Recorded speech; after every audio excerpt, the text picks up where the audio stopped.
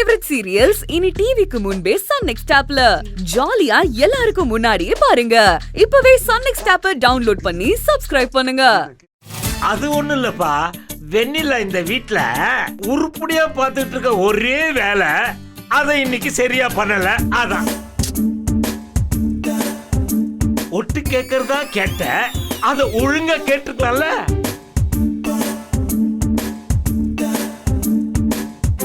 சும்மா மகாவை போட்டு கொடுத்து உங்க அம்மா அவளை திட்டணும், அதான் உன் வேலை. மதி கூட வளர்ந்துருவா, ஆனா நீ வளரவே வளராது. அப்பா, அவளை எதுக்கு திட்டுறீங்க? இவ வரமாட்டேன்னு தான் சொல்லிருப்பா. இவ அவ கையில கால விழுந்து கெஞ்சி கூத்தாடி கூட்டிட்டு வந்திருப்பா. இதுக்கு முன்னால இந்த வீட்டுல இதெல்லாம் நடக்காமையா இருந்திருக்கு? பொண்ணு வீட்டை பார்க்க போற அன்னைக்கு இவ வேண்டான்னு நான் சொன்னேன், வந்தே தீருவேன் நின்னா.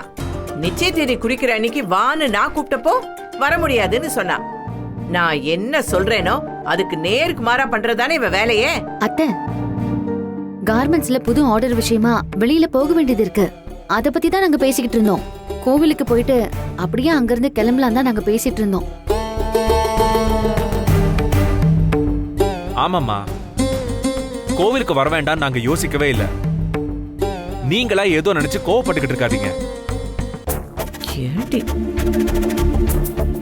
வெண்ணிலா, எல்லா பிரச்சனையும் உன்னாலதான்.